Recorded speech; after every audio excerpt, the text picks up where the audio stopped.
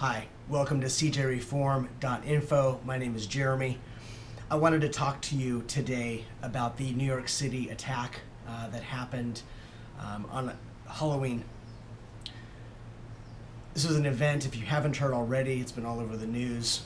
An individual rented a Home Depot truck, kind of a flatbed truck, large, heavy vehicle, and drove onto a pedestrian walkway where there were scores of individuals who were either walking, running, riding their bikes, etc.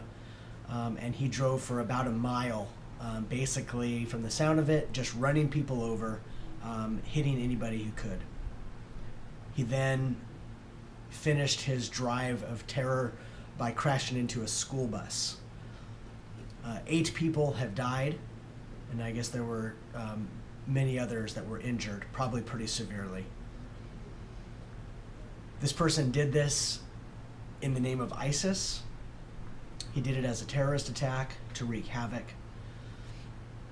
And I wanted to talk to you today about my response to such terror and what I think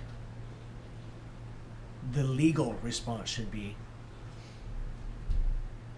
I wanted to begin by talking about what is to me a sadness, and that is this seems to be the new normal. Since the attacks that are similar to this in Spain, in France, and in the United States, where someone can use a car for such destruction, it hasn't become commonplace, so to speak, thank God, but it's certainly not a shock anymore in the same sense that it was with the first couple of attacks. This is the world we live in. And I fear that because of this type of reality, that there are people out there willing to do this kind of thing, that the law will have a knee-jerk or reactive response. And I believe that's the wrong direction to go.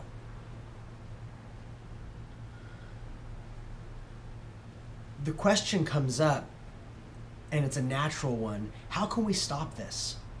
How can we make sure this doesn't happen again? And I'll be honest with you, I don't think there is a way to stop it. As I mentioned earlier, if you have someone willing to do this, willing to, in a sense, sacrifice their own life to kill a handful, if not more, people, using a car, using a gun, using a knife, using something that's readily available and accessible to all of us, how can you stop that? We can't have a police state where there, is, in a sense, a metal detector or a concrete pylon every 10 feet. That's not a world that any of us would want to live in. So the reality is, these types of attacks, sadly, I believe, will continue. There will be more of them because there are people out there who hate America and what it stands for. They hate Western civilization. They hate democracy. They hate Christianity. They hate these things that they label the United States as representing.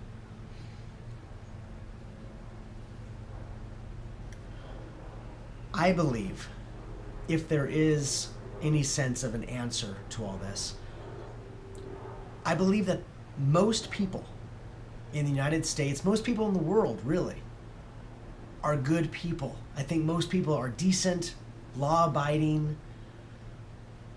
normal people who just want to do what most of us want to do, and that is to live our lives, to have the enjoyment of our friends and family, to have our own families someday, to raise our children in safety, in hope, in love, in faith, all of these things.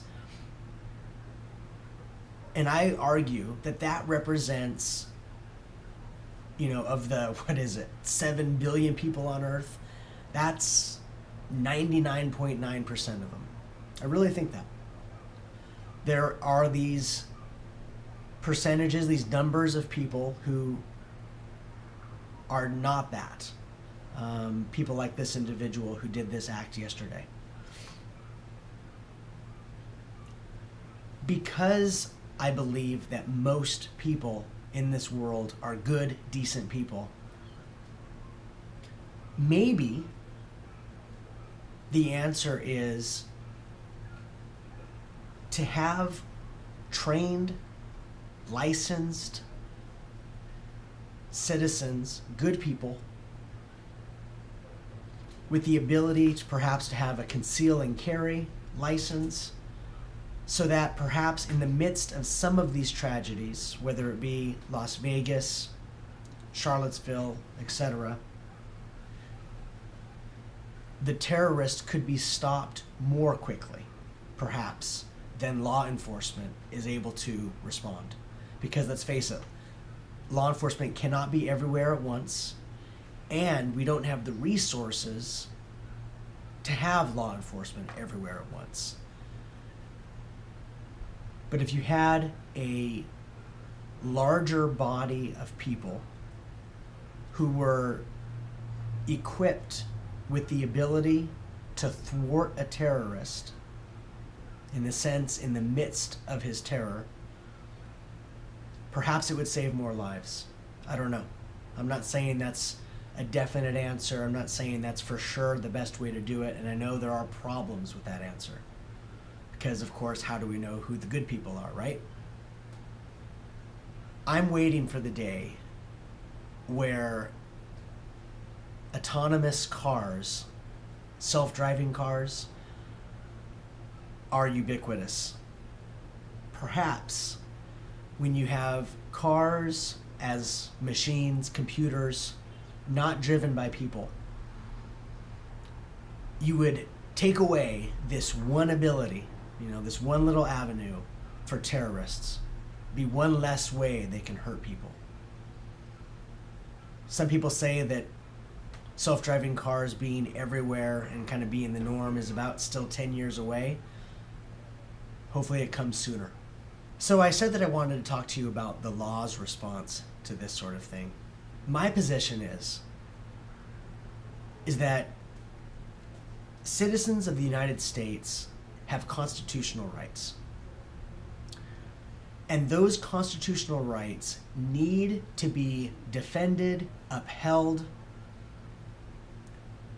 no matter who the defendant is, no matter how ghastly and the act or how heinous the crime. If that person is a U.S. citizen, their constitutional rights must be defended. Because as has been said more eloquently than me, if you don't defend the rights of the most hated, the most unpopular person, then really the rights of everyone are suddenly in jeopardy. Because if you can take those constitutional rights away from one person, you can take them away from another person. Now, this person, from the information that I've been able to gather, is not a U.S. citizen. So I don't think he deserves constitutional rights as a citizen would deserve. Does that mean that we should, in a sense, I think as Trump kind of intimates, as he calls our judicial system, our justice system, a laughingstock, is he saying that we should just take this man around the back of the courthouse or the back of the military block and just summarily shoot him? I would disagree with that. We have to follow what laws are in place, laws that are there, whether they be international conventions, whether they be treaties, ways in which we deal with enemy combatants a terrorist and follow those. And if it leads to that man's execution, if it leads to that man's life in prison, so be it. But one of the core elements of the founding fathers of this country, one of the themes that they return to again and again, is that mob mentality, this emotional gut reaction of let's kill the bastard, right? That needs to be thwarted, because that does not lead to accuracy, it doesn't lead to truth, it doesn't lead to justice. It may feel good, it may even feel right in the moment, but that's not the way our founding fathers established our system of laws. And as such, we have to go through those processes. And ultimately, we have to believe and understand that justice will come. This man, and I don't want to use his name because I don't feel that he deserves it, this man who committed this New York City terrorist attack, he will get justice. He is a coward. What he did was disgusting. It was evil.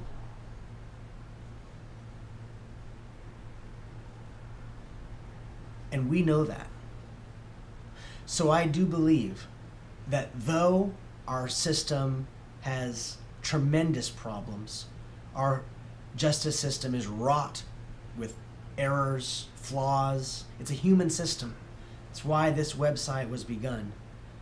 Even still, we all the more have to stand by the laws that we've established. And if we don't like the laws, we have to change the laws. It's been said that the price of liberty is eternal vigilance. And if this is the new normal, I just ask that we continue to return to our shared humanity, to the fact that there are a tiny few, thankfully, in contrast to the billions of people out there who are good, law-abiding, trustworthy people. And we need to turn to them and rely on our fellow brothers and sisters and stand up in the face of this kind of terror and not live in fear and not create a police state to give ourselves a false sense of safety, but rather look to the core values that made this country great to begin with, and to stand up for what's right and to continue to improve the system. My thoughts and prayers go out to all of those who were affected by this attack in New York. And I thank you for watching. Thank you for being here. Please leave me your thoughts and comments and share if you like. Again, my name is Jeremy. This is CJReform.info.